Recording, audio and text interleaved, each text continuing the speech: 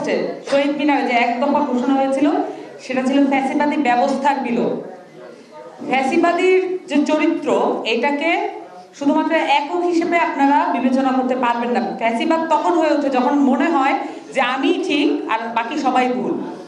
যদি আমরা এটা মনে করি যে আমাদের যারা জনগোষ্ঠী আছে, আমাদের যারা জনসংখ্যা আছে,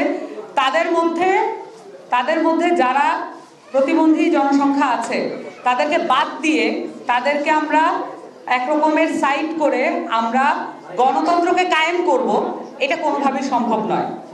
এবং এভাবে করে পিছিয়ে পড়া জনগোষ্ঠীর যে বড় অংশটা, এটাই আসলে আমাদের জনসংখ্যার মেজরিটি।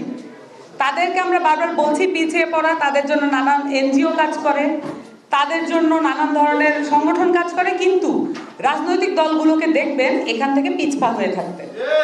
এটার একটা বিশেষ কারণ আছে, কারণ আপনি তো আসলে পাওয়ার পলিটিক্সের লোক না। রাজনৈতিক দলগুলো এই মুহূর্তে মাফিয়া গোষ্ঠী এবং পাওয়ার পলিটিক্স দিয়ে পরিচালিত হয়। সেখানে যারা পিছিয়ে পড়বেন, যারা এটাকে হ্যান্ডেল করতে পারবেন না, তারা আসলে ওখানে মন্তব্য দেওয়ার কোনো সুযোগ পাবেন না। আমরা এমন একটা রাজনৈতিক দল করতে চেয়েছি, আমরা এমন একটা বাংলাদেশ করতে চেয়েছি যেখানে তার যে শারীরিক অবস্থা তার যোগ্যতার মাপকাঠি হয়ে উঠতে পারে না।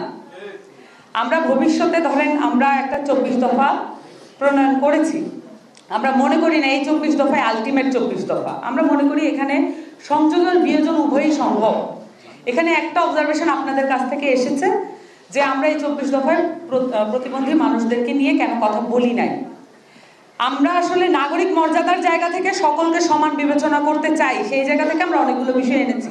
কিন্তু আমরা এটাও উপলব্ধি করেছি আপনাদের যে রিসেন্ট আন্দোলন যেটা শেষ হয়েছে, আবার যেটা শুরু হওয়ার মুখে আছে, সেই আন্দোলনটা থেকে আমাদের অভিজ্ঞতা যে বিশেষভাবে যদি উল্লেখ করা না হয় তাহলে এই বিষয়গুলো সবসময় চোখের আড়ালেই থেকে যাবে। আমরা যে স্বাক্ষর করিনি, আমরা বলেছিলাম এটা সেরিমনিয়াল অ্যাক্ট,